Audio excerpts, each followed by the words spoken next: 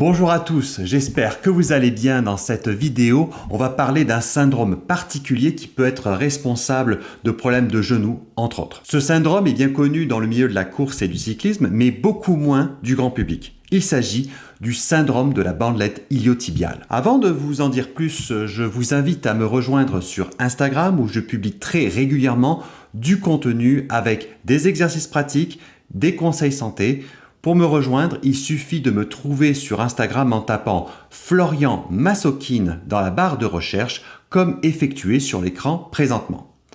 Évidemment, tradition oblige, bonne année 2023 à toutes et à tous. Je vous souhaite plein de bonnes choses et que vos projets se réalisent. Le syndrome de la bandelette est tout simplement le frottement de la bandelette iliotibiale sur le côté externe de la cuisse et du genou. On l'appelle aussi le syndrome de l'essuie-glace. Ce qu'il faut bien comprendre, c'est que l'on a un muscle sur le côté de la jambe que l'on appelle le tenseur du fascia lata, un muscle plat qui prend son origine sur la crête iliaque et l'épine iliaque antéro-supérieure et s'insère sur le tubercule de Gurdy sur le côté externe du genou. Le muscle tenseur du fascia lata est un muscle court qui est continu en long sur les 2/3 restants de la cuisse externe que l'on appelle la bandelette iliotibiale. Et cette bandelette qui va frotter sur le fémur et le côté externe du genou dans sa terminaison. Cependant, il peut y avoir deux localisations de la douleur. La douleur se situe plus haut et c'est le muscle lui-même, le tenseur du fascia lata ou TFL, qui fait mal et qui irradie sur le côté de la cuisse. Mais la plupart du temps, c'est plus bas que cela se passe au niveau du genou, avec le frottement de la bandelette. Si vous faites des sports comme le cyclisme ou la course à pied, vous êtes plus à risque de souffrir de ce syndrome, car vous sollicitez beaucoup le TFL et sa bandelette, surtout si vous augmentez brutalement le volume d'entraînement.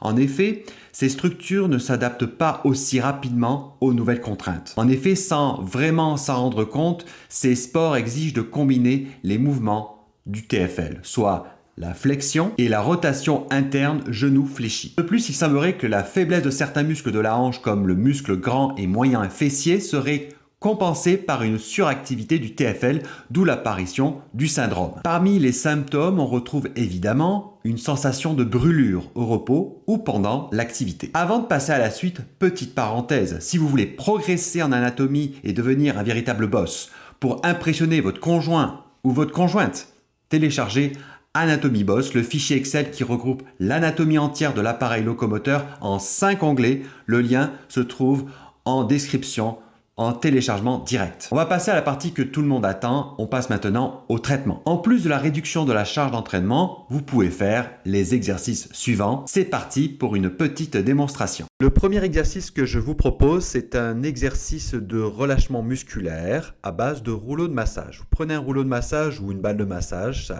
ça marche aussi. Vous mettez au sol, vous mettez en contact direct la balle de massage ou le rouleau de massage sur le TFL et vous roulez comme ceci d'avant en arrière jusqu'à diminution de la douleur.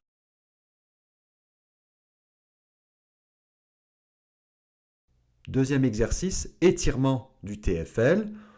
Donc vous mettez la jambe gauche en arrière, la jambe droite croisée devant et vous penchez du côté opposé pour étirer tout le côté gauche.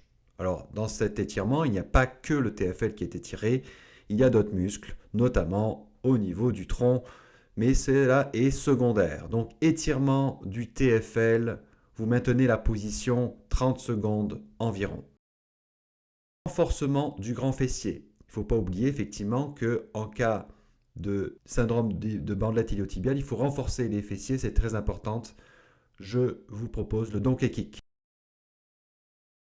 Voilà, c'est la fin de cette vidéo. S'il vous plaît, likez et partagez cette vidéo. Abonnez-vous à ma chaîne. Quant à moi, je vous dis à bientôt pour garder un corps en santé et équilibré.